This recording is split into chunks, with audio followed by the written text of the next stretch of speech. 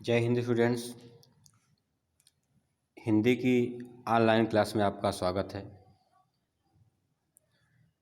हम इसमें पढ़ रहे हैं कक्षा 8 की हिंदी वसंत भाग 3, उसका 7वां पाठ। पाठ का शीर्षक है क्या निराश हुआ जाए और इसके लेखक हैं श्री हजारी प्रसाद द्विवेदी जी। यह एक निबंध है। इस निबंध में उन्होंने यह बताया कि कभी किसी भी मनुष्य को ज़िंदगी में कभी भी उदास नहीं होना चाहिए, कभी भी हारना नहीं चाहिए, निराश उसको नहीं होना चाहिए।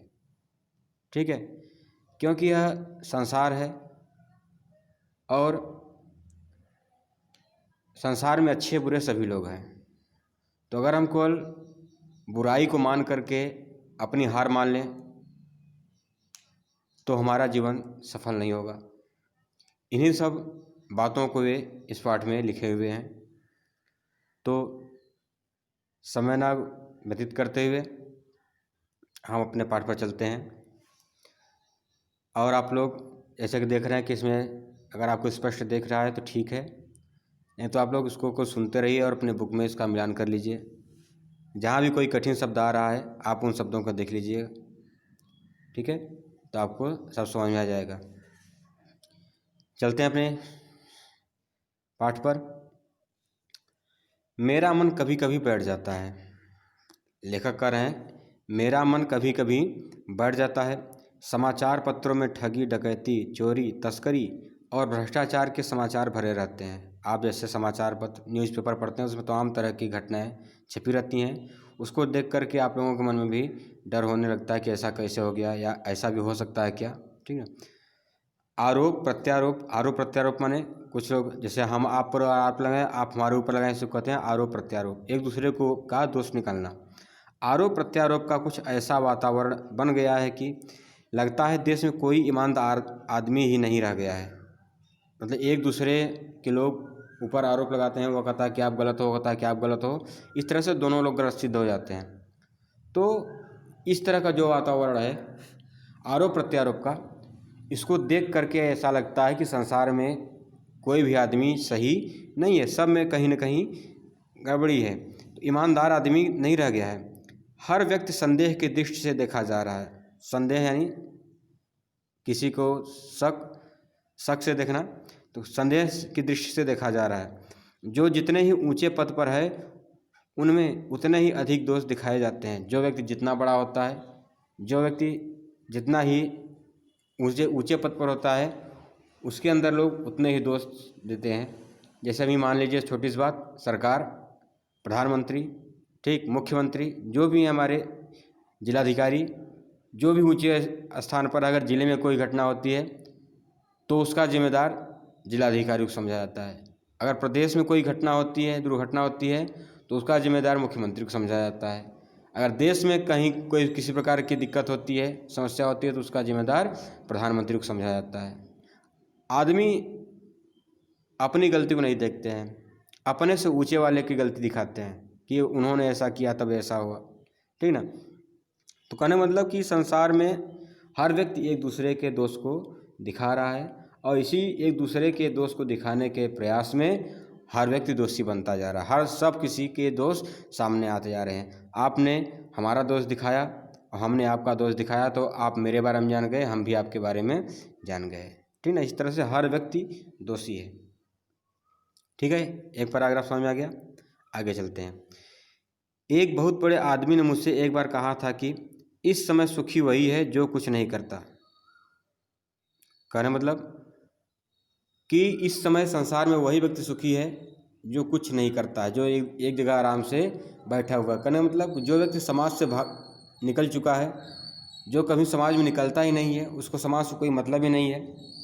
ठीक ना। तो वही व्यक्ति सुखी है, क्योंकि अगर वह समाज में नहीं निकलेगा तो समाज में के लोग उसके बारे में जानेंगे नहीं, जब जानेंगे नहीं तो बोलेंगे नहीं। लेकिन ये भी एक चीज़ आप जान लीजिए कि अगर आप घर से बाहर निकल भी नहीं रहे, कुछ काम भी नहीं कर रहे हैं, तो भी आपके अंदर दोष दिखाया जाएगा। ठीक, कि वह व्यक्ति अकर्मण्य है, आलसी है, कामचोर है, वो कुछ बेरोजगार है।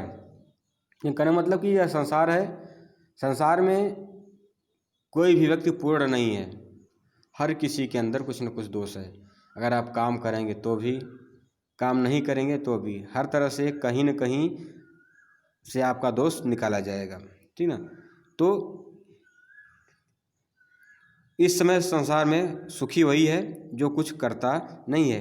जो कुछ भी करेगा उसमें लोग दोष खोजने लगेंगे, उसके सारे गुण भुला दिए जाएंगे और दोषों को बढ़ा चढ़ाकर दिखाया जाना लगेगा। दोष किसमें नहीं होते? लेखक पूछ रहे हैं कि संसार में दोष किसमें नहीं है, अर्थात संसार के सभी लोगों में दोष है, कमी है।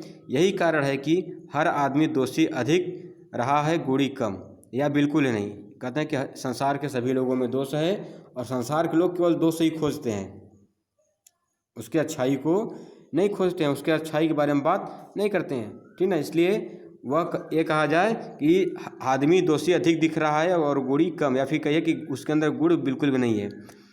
अगर ऐसी है तो निश्चय ही चिंता का विषय है।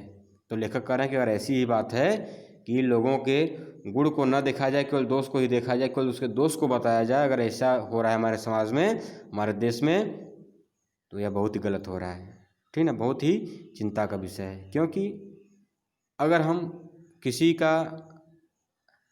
के अच्छे गुणों को नहीं बताएंगे, केवल उसके अंदर दोष ही दोष दिखाएंगे, तो उस व्यक्ति का जो मनोबल है वो कम हो जाएगा, ठीक। और जो अच्छा कार्य कर रहा है उस अच्छे कार्य को भी वह नहीं करेगा, ठीक है। आगे चलते हैं। क्या यही भारतवर्ष है जिसका सपना तिलक और गांधी ने देखा था? लेखक कह रहे हैं क्या यह जो वर्तमान भारतवर्ष है, यह भारतवर्ष वही है जिसकी कल्पना तिलक और गांधी जी ने देखा था? रविन्द्रनाथ ठाकुर और मदन मोहन मालवीय का महान संस्कृत सभ्य भारत किस अतीत के गह्वर में डूब गया? अतीत यानी पुराना, ठीक, प्राचीन।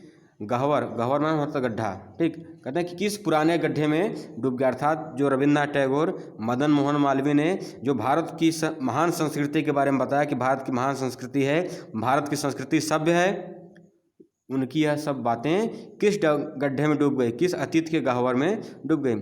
आर्य और द्रविड़, हिंदू और मुसलमान, यूरोपियन और भारतीय आदर्शों की मिलन भूमि, मानव महासमुद्र क्या सूख ही गया? ये कह रहे हैं हमारा जो भारत है, जैसे आप लोग जानते हैं कि यह अनेक प्रकार की जातियाँ, अनेक प्रकार के धर्म, अनेक प्रकार के रहन सहन, वातावरण यहाँ पे मिलेंगे आपको, ठीक ना। तो अनेकता में एकता, विविधता में भी एकरूपता जो दिखता है, वह ऐसा देश है मेरा भारत। वह कह रहे हैं कि जिस देश में आर्य और द्रविड़, हिंदू मुसलमान, यूरोपियन और भारतीय, इन सभी के आदर्शों की जो मिलन भूमि है, उसको मानव महासमुद्र, यह जो भारत है इसको क्या कहा गया है? मानवों का, इंसानों का, मनुष्यों का महासमुद्र क्या सूख ही गया? मेरा मन कहता है ऐसा हो नहीं सकता। हमारे महान मनीषी, मनीषी मान होता है विद्वान, ऋषि मुनि, हमारे महान मनीषियों के सपनों का भारत है और रहेगा, ठीक। वो अपने मन में कह रहे हैं कि क्या जिन्होंने गांधी जी ने और हमारे महापुरुषों ने सोचा था कि मेरा भारत बहुत महान होगा, हम लोग स्वतंत्र देश को कराएंगे तो ऐसा होगा, तो ऐसा होगा, ठीक। हमारा भारत जो है सभ्य है, सांस्कृतिक है, विश्व में गुरु कहा जाता है, यह मान करके उन्होंने काम को किया। लेकिन फिर वो कहना कि क्या यह जो उनकी कल्पना थी, यह कोरी कल्पना थी, यह कल्पना उनकी गलत थी, यह विचार उनका गलत था? फिर अपने आप उत्तर देते नहीं, यह गलत नहीं है। हमारे महान मनुष्यों का, जो विद्वानों का जो सपनों का भारत है, वो भारत आज भी है और आगे भी रहेगा। यह सही है कि इन दिनों कुछ ऐसा माहौल बना है कि ईमानदारी से मेहनत करके जीवन चलाने वाले निरीह मानता है कमज़ोर, और भोले भाले श्रमजीवी मानता है जो परिश्रम करके जीवन यापन करें, यानी कि मजदूरी करके जो यापन करें, किसी प्रकार का श्रम करें, उसको क्या कहते हैं? श्रमजीवी पिस रहे हैं, और झूठ तथा फरोख्त का रोजगार करने वाले फल फूल रहे हैं, ठीक। ये हमारे समाज की बहुत बड़ी सच्चाई है, ठीक, जिसको लेखक ने यहाँ पर लिखा है आपके सामने।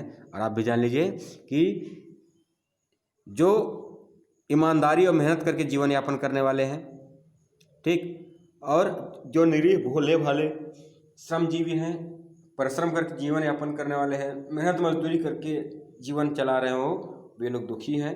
और जो लोग झूठ से, फरेब से, ठीक है, गलत प्रकार के धंधे से अपना जीवन यापन कर रहे हैं, वो लोग सुखी हैं, फल फूल रहे हैं। ईमानदारी को मूर्खता का पर्याय समझा जाने लगा है, ठीक, ईमानदारी को क्या समझाता जाता है? मूर्खता का पर्याय। पर्याय माने दूसरा रूप। अगर आप ईमानदार हैं तो समाज में आपको क्या समझाया जाएगा? कि आप मूर्ख हो। ठीक है। सच्चाई केवल भीरू और बेबस लोगों के हिस्से में पड़ी है। सच्चाई केवल भीरू यानी डरपोक और बेबस, जो बेबस हैं, विवश लोग हैं, ऐसे लोगों के बीच में पड़ी है। ठीक ना। सच अर्थात सच किसके पास है इस समय? यानी सच्चा व्यक्ति कौन है? जो या फिर भीरू हो, डरपोक हो, और या फिर जो बेबस हो, वही लोग केवल सच्चे हैं। ऐसी स्थिति में जीवन के महान मूल्यों के बारे में लोगों की आस्था ही हिलने लगी है। तो ऐसी इस समय जो परिस्थिति आई है कि जो अच्छे लोग हैं, ठीक, वे लोग पीछे चले जा रहे हैं, और जो गलत लोग हैं, गलत तरीके से जीवन यापन कर रहे हैं, वे लोग आगे बढ़ते चले जा रहे हैं। ऐसी स्थिति में जो हमारे जीवन के महान मूल्यों के बारे में लोगों की आस्था हिलने लगी। कहने का मतलब कि अगर आप भी देखें कि एक सीधा सा उदाहरण आप अपने क्लास में ले लीजिए कि अगर आप बहुत पढ़ते हैं और आपके जो मार्क्स आते हैं वो 80% आ जाते हैं, और एक न पढ़ने वाला लड़का है, वह किसी तरह से नकल करके इधर उधर करके 90% नंबर लाता है, तो आपका जो मन है वो टूट जाएगा। ठीक, और आप भी धीरे धीरे पढ़ने से पीछे होने लगेंगे कि जब मैंने पढ़ा तो मेरा इतना आया, उसने नहीं पढ़ा तो उसका इतना आया, तो पढ़ने से क्या मतलब है। ठीक है। इस तरह से जो मनुष्यों की आस्था है वो हिलने लगती है। आगे चलते हैं।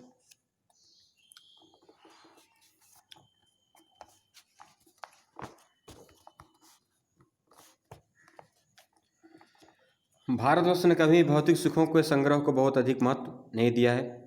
उसकी दृष्टि से मनुष्य के भीतर जो महान आंतरिक गुण स्थिर भाव से बैठा हुआ है, वही चरम और परम है। लोभ, मोह, काम, क्रोध आदि विचार मनुष्य में स्वाभाविक रूप से विद्यमान रहते हैं। विद्यमान माने स्थित। मनुष्य के अंदर ये सब जो काम, क्रोध, मद, लोभ हैं, ये स्वाभाविक गुण हैं, वो हर व्यक्ति के मन के अंदर स्थित रहते हैं। पर उन्हें प्रधान शक्ति मान लेना और अपने मन तथा बुद्धि को उन्हीं के इशारों पर छोड़ देना, यह बहुत बुरा आचरण है। ठीक, अर्थात आपके अंदर अनेक प्रकार की बुराइयां भरी हुई हैं, यह मनुष्य का स्वाभाविक गुण है। ठीक, लेकिन अगर आप अपने मन को उन्हीं के सहारे छोड़ दो, ठीक, तो यह क्या है? ये गलत बात है, यह बुरा आचरण है। भारतवर्ष ने कभी भी उन्हें उचित नहीं माना है।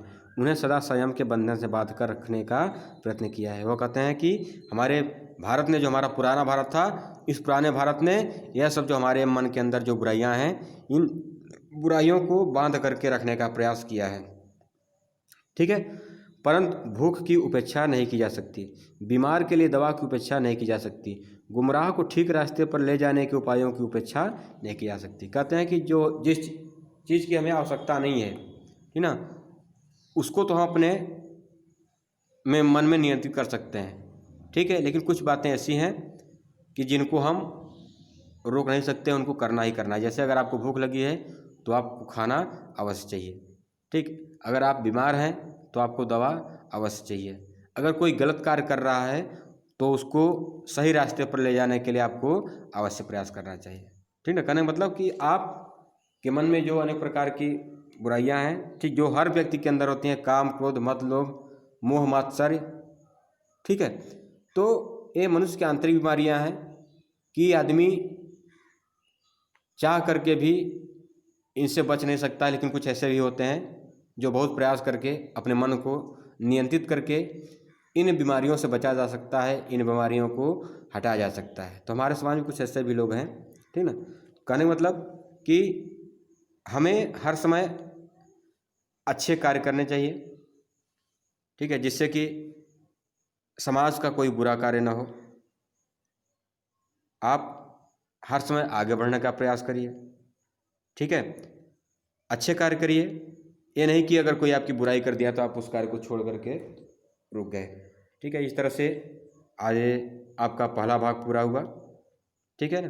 क्या निराश हुआ जाए, इसके शेष भाग को हम आगे वीडियो में देखेंगे। अगर आपको कहीं किसी प्रकार की समस्या आ रही है तो आप कमेंट करके पूछ सकते हैं। ठीक, चैनल को सब्सक्राइब करिए जिससे हम अगले जो वीडियो डालें आपको तुरंत उसकी जानकारी मिल जाए, आप उसको पढ़ सकें।